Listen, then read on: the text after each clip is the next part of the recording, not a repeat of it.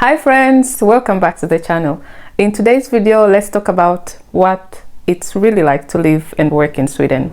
I'll be sharing what salaries look like, the cost of living, and most importantly, whether it's actually worth it. So if you're new here, my name is Robi. I am originally from Tanzania in East Africa, and I moved to Sweden in April 2015. So if you do the math, it's been exactly 10 years. A whole decade of living the Lagom life. And trust me, it's been quite a journey. And lately, I've been reflecting a lot on what it means to build a life here. Last week, I shared a video about my first culture shocks when I arrived in Sweden. And many of you related to it and left some amazing comments.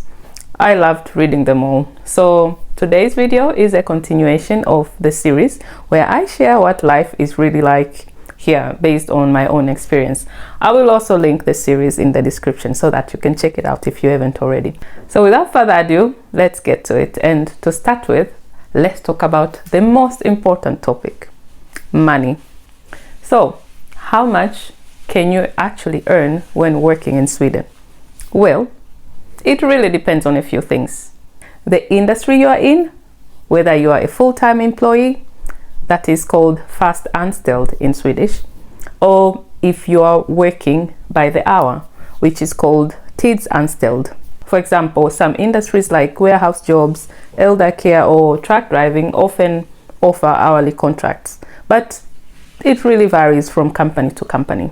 So according to SCB, that's the short form of Sweden's official statistic bureau, the median salary in Sweden is 34,300 Swedish crowns for women and 37,000 Swedish crowns for men.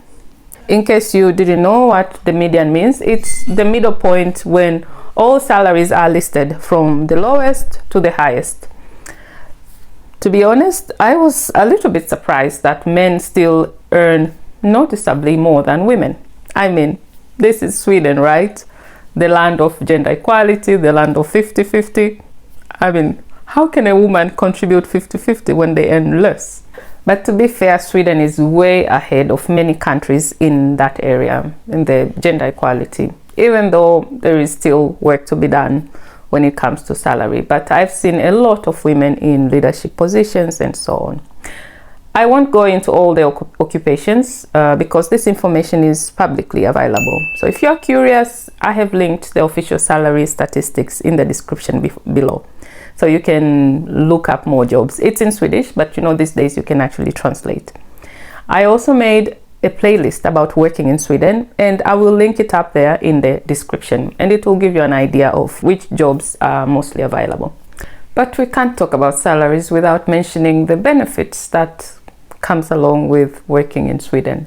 When you work in Sweden, you will have a minimum of 25 days of paid leave. This can even go up to 40 days, depending on the sector you're working in. Also, when you become a parent, you are entitled to 365 days of paid parental leave per child. It's shared, of course, between parents. And most companies will provide health insurance that will help you jump the queue. This is due to that healthcare is free in Sweden, hence usually the queue is pretty long to see a specialist. So this insurance would really help. Additionally, you have organizations that would have a budget for learning and development. I think most organizations have that while at work. This is a great way to improve your skills, especially if you want to level up a little bit. There's also coffee, fika, which is completely free. Some organizations will also provide free breakfast or lunch. Where I work, I get free breakfast and lunch is subsidized. Actually, it's heavily subsidized. Hence, we pay slightly less compared to the normal lunch prices. The other benefit worth mentioning is flexible hours. Depending on the industry, in tech, for example, where I work, most companies follows a hybrid system where you partly work from home and at the office. I, for example, work from home twice a week, and the rest of the days I work at the office. I really love this, and I cannot imagine myself working full-time in the office daily. But probably it will come back one day. What to do? Next, let's talk about the cost of living. The biggest cost is usually housing. According to an article by SCB, again, the Swedish Bureau of Statistics, in Sweden, most people, whether living in a rental or their own house, spend 1/5 of their income in housing. But another factor that affects your housing cost depends mostly on where you live. The bigger the city, the higher the cost. I think this is quite common almost all over the world, even in Tanzania. So places like Stockholm, Gothenburg or Malmo, housing costs are of course much higher compared to smaller towns or smaller cities. For example, monthly rent for a one-bedroom apartment in a big city can be anywhere between 9,000 to 15,000 krona. This is like in Stockholm. While in smaller cities like Helsingborg, where I live, you might pay around 6,000 to 8,000 for something similar. So you can see there's a huge difference. The trick is to choose wisely where you want to live, but also another thing to consider is in bigger cities there's more opportunities, so you must always balance. The next big cost is groceries. Okay, groceries in Sweden are expensive. This was quite a shocker for me when I just moved here. For example, expect to pay $2 to $3 for a 1.5 liter of milk. Maybe a little more actually. Fruits and vegetables are crazily expensive. One time I bought a papaya and paid 100 krona sek when I just moved here. That's equivalent to 10 USD. With that money you will get like 10 papayas in Tanzania. But you know, there's always a trick. So on a daily basis, you can focus on buying seasonal and local fruits, you know, the fruits that are grown in Sweden. And once in a while, you can treat yourself to these fruits that are coming from abroad. So fruits like apples, pears, berries, and plums, they are widely available and slightly cheaper, especially in summer and autumn. There is also another smart hack. Most supermarkets would run weekly deals, and usually for me I would plan my meals around that, and this helps a lot in budgeting. So in a nutshell, on average a family of 4 might spend around 5,000 up to 12,000 Swedish kronas on groceries, depending on their eating habits and also where you buy your groceries.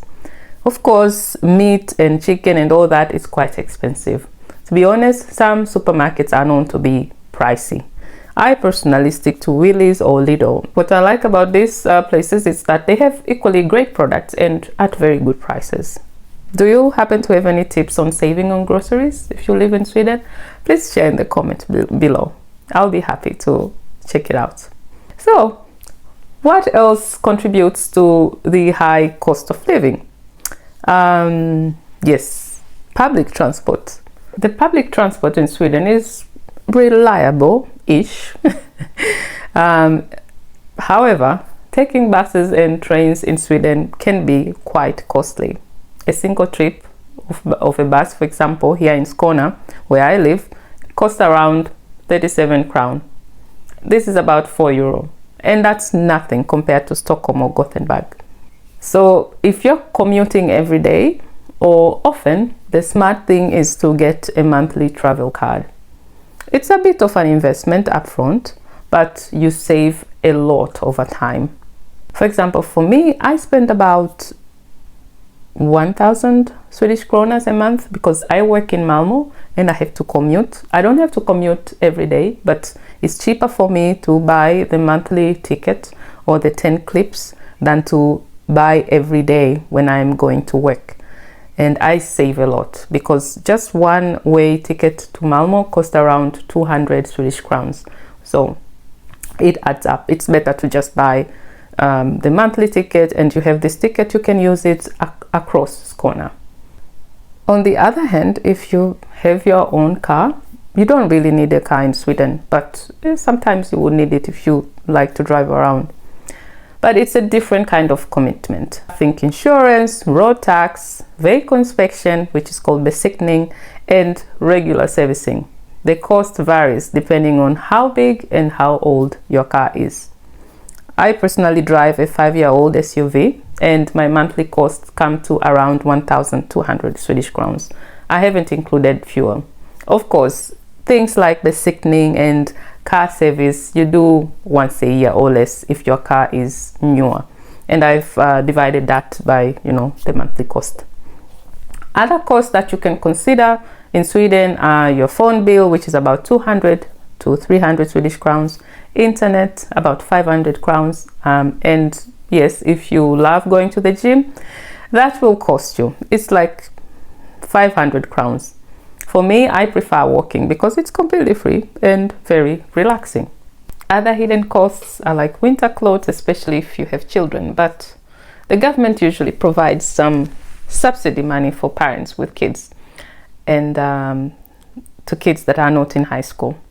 And this is between 1,700 to 2,500 Swedish krona per child, depending on the age of the child, of course. The younger the child, the more you will get. Other everyday expenses I can think of are like eating out.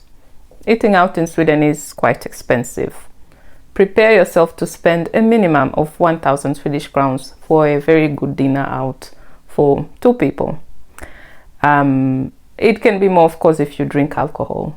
Shopping is also not that cheap, but you can find some stores that offer discounted prices. The other option is second-hand stores like Erikshjälpe and Pingstkyrka, and you can find yourself something that, you know, quite nice and quite cheap. Let's talk about taxes. Yes, taxes in Sweden are pretty high. The average income tax starts at around 31%, I think, depending on where you live, and it goes up depending on how much you earn. The higher you earn, the more the taxes. So let's say you earn the median salary. If you remember it was about 34, 35. You will take home about 28 Swedish crowns. And when you break it down for rent, you will get 6k, groceries around 6k, and transport 1000k. Phone and internet, that will be like 800 Swedish crowns. Other expenses, say if you eat out, clothes, etc., that really adds up. So yes, everything adds up, and the living cost can actually eat up a good portion of your salary. But again, it depends on your lifestyle, really. So, is it worth it? So here's my view. Whether living in Sweden is worth it or not depends on multiple factors. Your personal values, lifestyle preferences, and expectations. One thing I can assure you is that you do not move to Sweden to become rich. If you want that is if you want to be rich, better you move to Switzerland, America, or Canada. They have much higher salaries. For me, I moved to Sweden for the quality of life, because you get free healthcare, education is free, so I don't have to worry saving for my kids' college education. The pace of life in Sweden is also much slower. Most people work for about 40 hours per week. People put their personal and family lives first. For example, leaving work early to take care of family is not really frowned upon. Nobody gets surprised. And all of this can be very attractive depending where you are in life, really. But on the other hand, Sweden is quite expensive. Housing, food, and general living costs are quite high, especially in big cities like Stockholm, Malmö, Gothenburg, but to be honest, almost everywhere. You have to really minimize going out to eat and drink, as this can really eat up your salary. I have personally significantly cut out eating out and going out for drinks with friends because it really adds up. But then you have nature. This is one of the things that really surprised me when I moved to Sweden. One cool thing about Sweden is the way you are surrounded by nature. This is actually one of my favorite things about living in Sweden. Most countries have nature, but what's unique about Sweden is that nature is right where you are. You don't need to travel far off the city to see nature. There are nature oases everywhere, like lakes, canals, little ponds. They are everywhere. Where I live, for example, there is a little forest with a pond that is filled with ducks. So every morning I can hear the sound of birds singing, especially now in spring. It's pure zen. I love it so much. But on the other hand, winters can be long, dark, and extremely cold. It can also get so windy, especially here in the southern of Sweden. And for me, what kills me is the lack of sunlight. I just can't get used to it. You can go days by days without seeing the sun, and it can really affect the mood and energy levels. But actually, I love it when it snows. So in conclusion, is Sweden worth it? Well, it depends on what you're looking for. If you value a stable, safe, and socially responsible country with high living standards, Sweden is a great choice. However, if you prefer warm weather, big paychecks, a fast-paced social scene, or low taxes, well, Sweden might not be ideal for you. If you enjoyed this video, remember to like and leave me your thoughts. You know I always love to hear from you. It usually makes my day, and I really enjoy responding to your comments. Thank you so much for watching, and if you have reached this far, remember to subscribe and click that bell so that you get notified. Otherwise, I'll see you in my next video, which is right there. Don't go anywhere, just click that button. Hey då!